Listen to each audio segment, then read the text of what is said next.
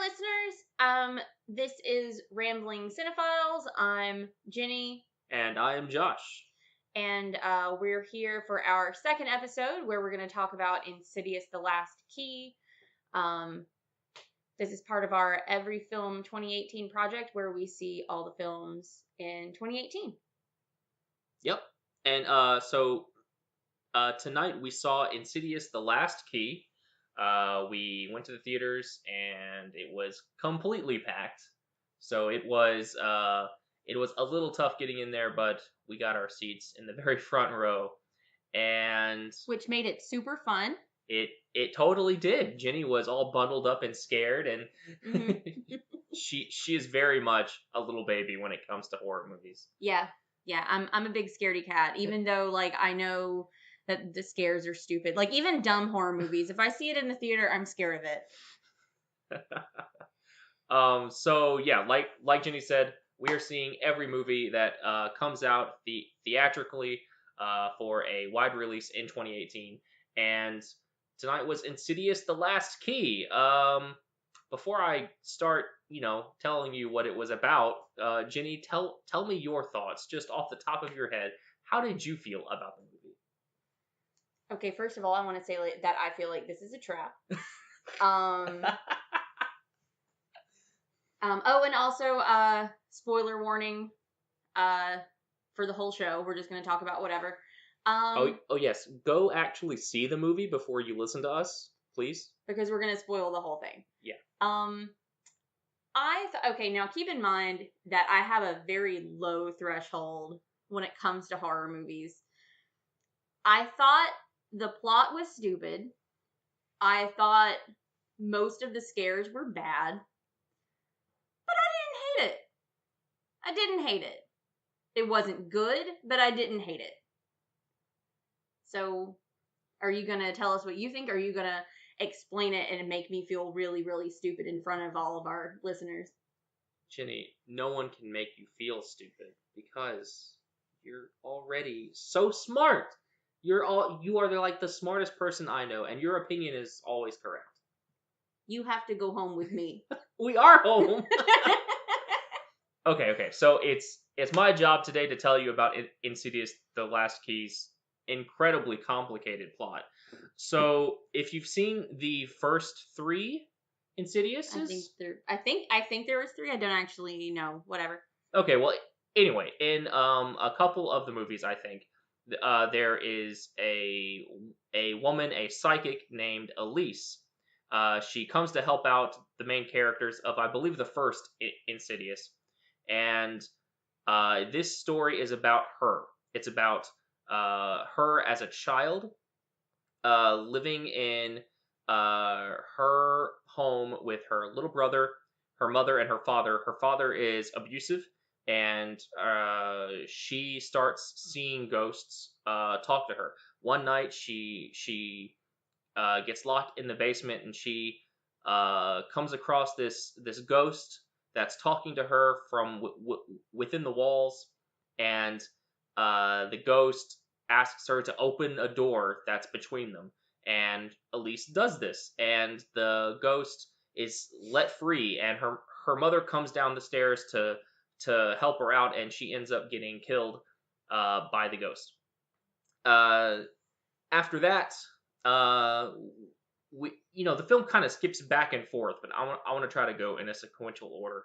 The father starts killing, kidnapping and killing women off the street and abducting them and putting them in his little cellar hole, and killing them afterward, sticking them in these suitcases. And Elise runs away when she's 16 and never returns. Elise doesn't know that her father's doing this. Yes, correct. Yes, she doesn't know this. Her brother is left alone with the father, and we don't see any of these people until Elise comes back to this town, which I think is called Five Keys, Arizona. Yes, because this movie doesn't do subtlety very well. Yes, that is correct. So she comes back to this town because she is working as a ghost hunter with these two other people. Specs and Tucker. Is it Specs? Yeah, Specs. That's his name. I thought they were saying Bex. Bex? What? I mean, I thought it was a stupid name, but I just thought that's what they were saying. Okay, whatever. Specs, that's his name. Cool. Okay. Okay, so these are our ghost hunters, and they're called to Elise's old childhood home by this man. I think his name is Ted. Ted is seeing the same kinds of ghosts that Elise was seeing in their home, and he's being haunted by them. So they look around. They, poke around upstairs, and eventually a ghost leads them downstairs to the cellar where Elise had her vision with this ghost behind a door that she let out.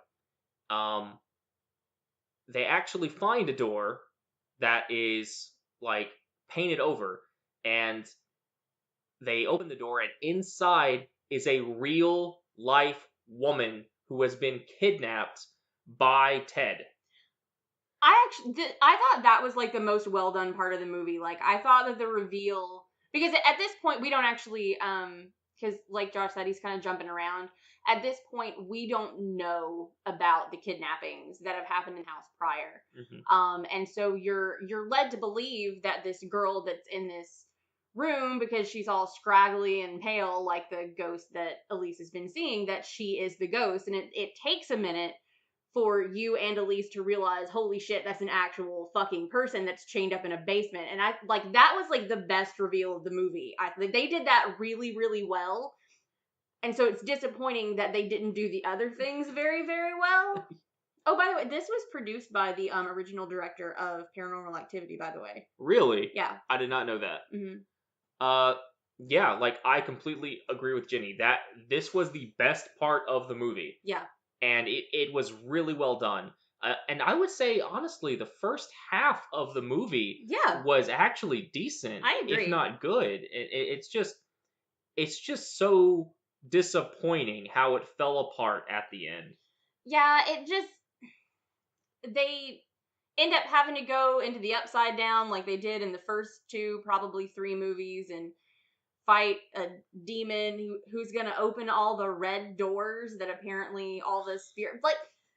I hate it when horror movies do this, when they like try to delve into the metaphysical whatever. It's like, it's just better if we don't know. Let me live in a little mystery and a little suspense. That's what makes it scary, you know? It turns out, and this is the entire plot of the movie, that the key spirit demon thing that's been haunting this place is actually the one making Elisa's father and Ted into these serial killers that have been kidnapping women and imprisoning them and then killing them. So what Elise does with the help of her nieces, whatever. You didn't explain that. Okay. They go to a diner when they get to town, and they run into Elise's little brother, who is still alive, still living in town, and he has 2 daughters, one of which has abilities like Elise does, and that's going to be important because her name is Imogen. Imogen, excuse me, which is a really weird name. It's an odd name to have. It's a Shakespeare name. Is it really? Yeah. Who was Imogen? I can't remember what play off the top of my head. Oh, okay. Well, anyway, Elise gets caught up, and she gets taken by the finger key demon thing, and she wakes up inside of the Upside Down. They don't actually call it the Upside Down, but that's a really good name for it.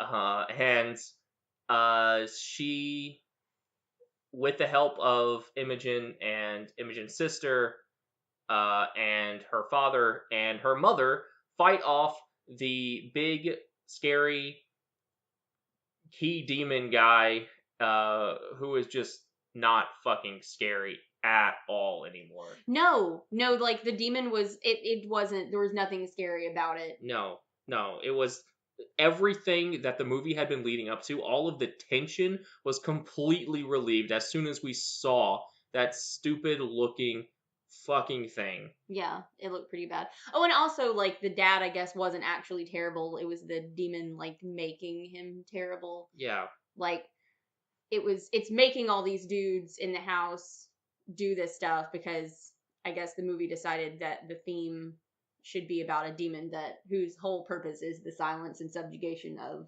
women. Is that what it was doing?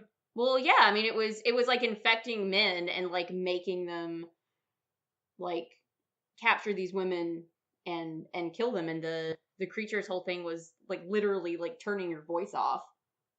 Was the movie actually going for that message? Because I didn't get that at all. That's because you're a man. You're fucking right.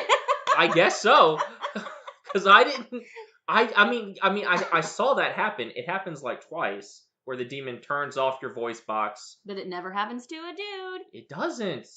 And the demon always acts through men. And the Ted, when they find out what he's been doing and he's rambling, he says something about how she's talking about how the ghost is a woman, and Ted's like, no, it was a man. The ghost was a man, and that was really important to him for some reason.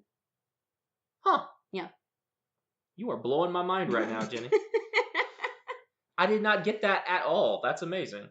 Well, too bad that message was wasted on this garbage movie. I do actually want to give the movie a few points for having like an older woman protagonist that has like a real story and a real arc, because they usually don't cast actresses over like 35 to have real parts. And this was a real part, and it was a real, I mean, you could feel the way you want to about the story, but it was a real story. So that was, I don't know, kind of refreshing in a way. Yeah, absolutely. Again, too bad it was wasted on this film.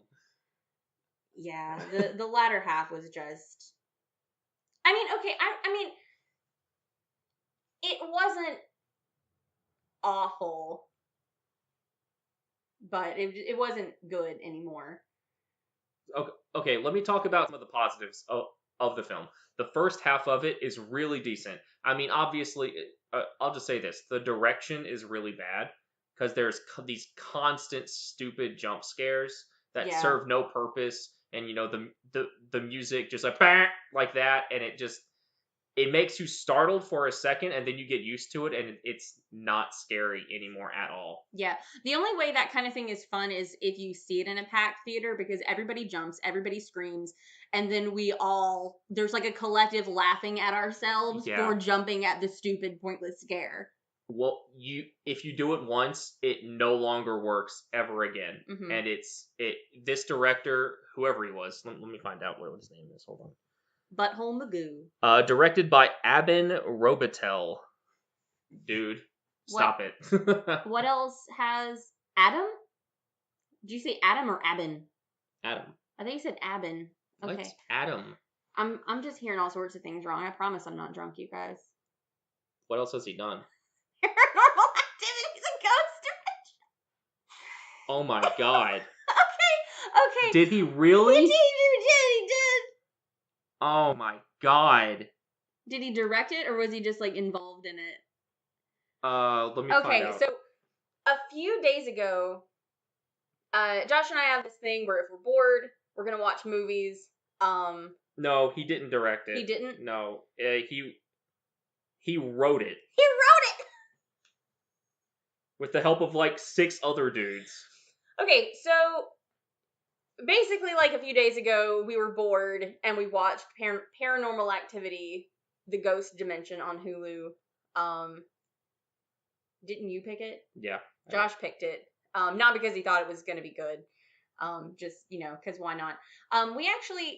We're like the weirdos who actually did like Paranormal Activity. I know it's kind of cool now to not like it. But I really, really liked the original one. I thought it was well done. And we actually liked the second one. We were really surprised that we liked the second one. It was actually quite decent. It did what a sequel should do. It improved on the original film, and I found it to be pretty scary. And that's the extent of the 2 Paranormal Activity movies that we liked. We hadn't seen all of them, but we were like, oh, let's watch this one, and it was like the worst shit. It was everything wrong. It's like the it's like what you imagine a Paranormal Activity film would be if you've never seen it before. If Yeah. you've only read what like people have said about it, it's everything like that. It's like a condensed, stereotypical, shaky cam horror movie. Yeah. And it's so stupid, and it makes complete sense to me that the man involved with that piece of shit would be involved with this film. Adam Robitel, I think was your name. Yeah, yeah. Dude, you need some fucking film lessons, man. Aw, don't hurt his feelings. I'm sorry, like this movie, Insidious: The Last Key, could have been improved with a better director. Mm-hmm. And the last half of the movie, that's the screenwriter's fault, really. But if we hadn't have seen that key demon guy, if he was still in the shadows, I would not have as many problems with this movie as I do right now. Yeah. Because the second half of it, when Elise and Imogen are in the Upside Down and they're in those prison things, and we actually see the demon in full form, it's just boring. Yeah, it's like a standard. Like if you could CGI a clip art of a demon, that's what it would look like. It was really bad. And what's even worse is that everyone that was like laughing and jumping at those other jump scares from the beginning of the movie, they were bored out of their minds too. I didn't hear any laughing or any talking during that. I just heard groaning. Yeah. Like juxtaposed with the reaction that the audience had during the reveal in the basement with the real girl. Like there was like a collective gasp, and there was a guy who was like, "Oh shit!" And it was like that was really satisfying.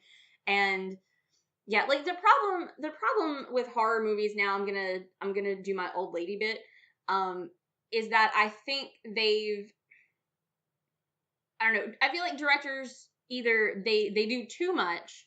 They feel like they have to put like scares in everything, even if it's shit, or they go the route of like not much happens, but they don't really know how to build the tension. Like, and that's why people complain a lot about like haunted house movies, because they feel like, oh well, nothing's happening. Well, the tension is supposed to be what's scary, and they don't really know how to inject tension anymore. Mm-hmm. I mean, and the movie was doing a very good job of injecting that tension in the beginning. I agree. With the ghost and leading us downstairs and at the police station. Those were all very engaging. But yeah, once we actually saw that key demon dude, it's just, okay. Jumping off of what Jenny said, a horror movie does not have to do the same thing that every other horror movie does. You don't have to show your antagonist at all if you don't want to. That's a great way to keep the tension. Even if you do show your antagonist, you can do so in a way that still doesn't relieve that tension. I'm going to give you an example. In Don't Breathe, we see the antagonist constantly throughout the movie. If you haven't seen the film, it's about these teenagers that go into a house that they know that has money in it, and they try to rob the place, but the guy inside is a blind war veteran and who likes to murder and kidnap women also, which is an odd thing that horror movies are doing. Mm-hmm. Anyway, well, I mean that's always been kind of a thing. Yeah. Though. Yeah. Anyway, so they go inside the house, and the tension is built on whether this old guy is going to find them only through hearing them. And it's so well done. Don't Breathe is an amazingly great horror movie, and it's an example of how you can show your antagonist and still make them scary. Mm-hmm. And this movie did not learn that lesson. No. I'm trying to think of other. Oh shit! I'm trying to think of other. Oh, okay. So while I was watching this, I was thinking, because it was not long after I thought about, the fact that I thought it was cool that the movie was about an older woman. I would actually really like to see like an older woman psychic movie, but not in this vein where she's, scared. Which, I mean, this was fine, but like I kind of want her to be like an old psychic slappy squirrel. Like she's just done with the ghost shit. Like this scary ghost like appears in the mirror and is like writing things to her, or like groaning, and she's like, "Shut the fuck up," and she just like goes about her day. Like I kind of want that. I just want a Slappy Squirrel movie now. I would pay so much money for a Slappy Squirrel movie. Oh my god. I never knew that I wanted something so bad. Holy shit. I used to love Slappy Squirrel so much. And now I didn't know why I loved her so much when I was a kid. And now I know it's because I'm turning into Slappy Squirrel. Slappy Squirrel was my destiny. I don't have anything to add. Except that it's true. She is Slappy Squirrel. She is turning into that. Here, hold this while okay. I look at my... Yeah, do you have any notes? I don't know. I was supposed to take notes for this film, but I just found it after a while to be too boring. I knew what I was gonna say. Go ahead. I don't know. Ramble while I look.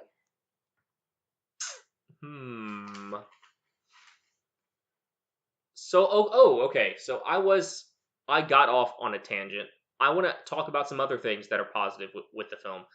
So the two male leads, Specs and Tucker, are actually really funny. They are very much needed in the film to alleviate some of the tension in it with some comedy. And Specs is the one that ends up killing Ted, the serial killer.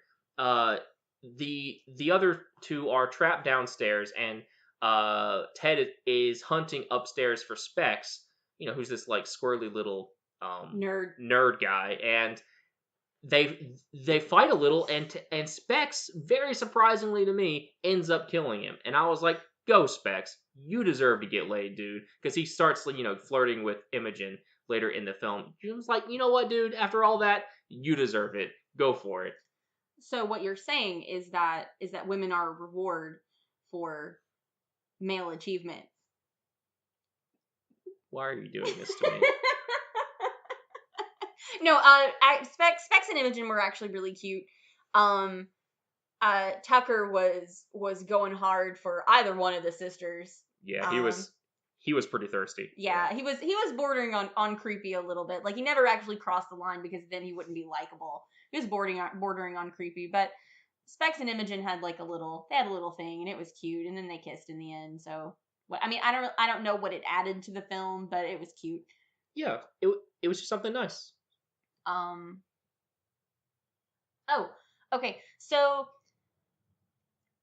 the reason why they have to fight this demon is the brother after they find the woman in the basement and the cops come and get her and everything, the brother for some reason decides he needs to go into the house and find this whistle that he had. I didn't understand that at all. I mean, the whistle had been an item in the movie from the beginning, and it's important, but we won't talk about it because it's pointless for this.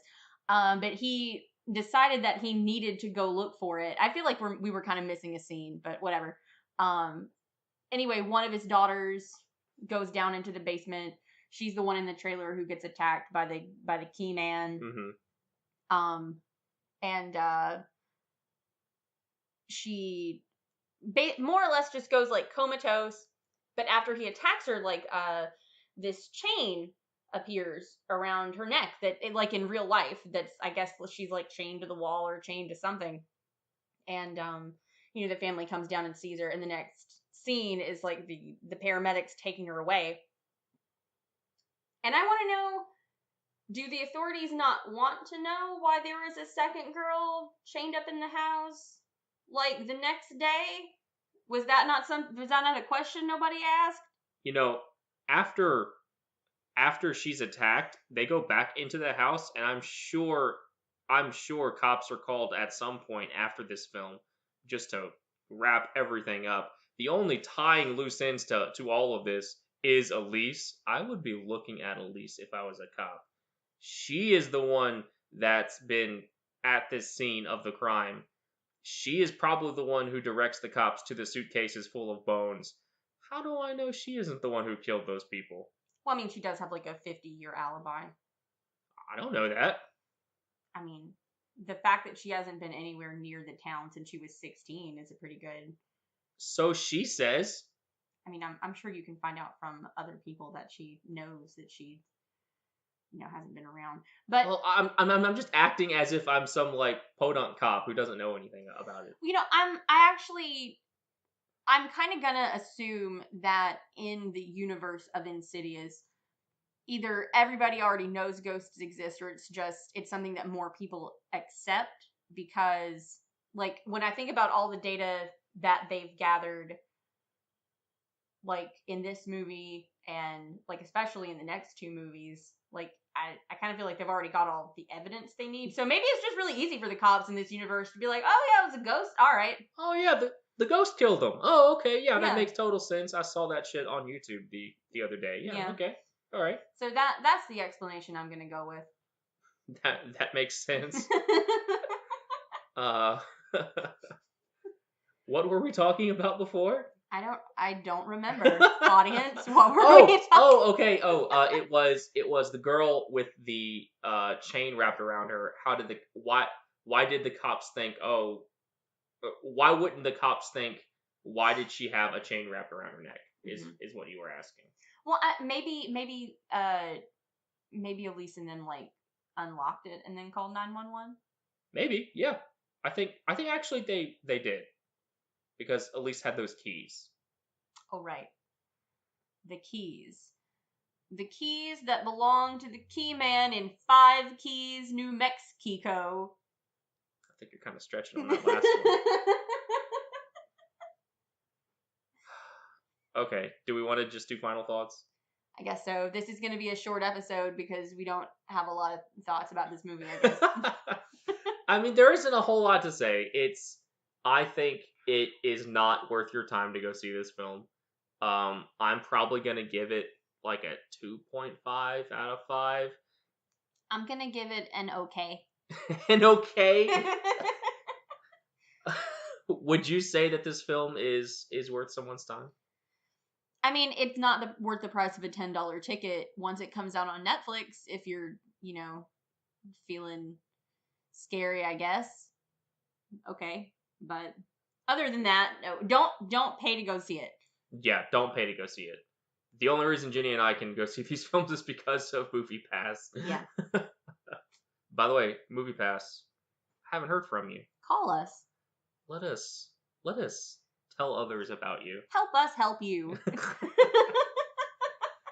Okay, Jenny, do you have anything else to say? I don't think so, no. Okay, well, thank you all for listening to us. We have been the Rambling Cinephiles. Our next film is probably going to be what? Paddington 2? Maybe. Okay. Yeah, I'm not 100% sure.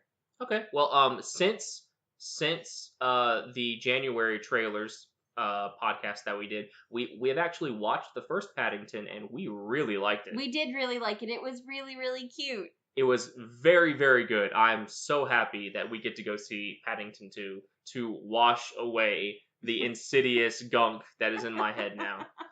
And to prepare us for the terrible movies that we're getting ready for later in the year. Oh my god. And we're not gonna talk about those right now. No, but wow. Oh, we saw a trailer. Oh, and I really want to talk about it. We can't. We'll talk about it in April, you guys. Okay. All right. Thank you guys so much for listening to us. Again, follow us on Twitter at Ramble Cinephile. We also have a YouTube, which is the same name as this, Rambling Cinephiles. We are now on iTunes, so you can check us out there if you want. And we'll probably set up a Patreon if you guys really want to donate to us. We would enjoy it, but don't feel like you have to. Okay. All right, folks. Talk to you later. Bye. Bye.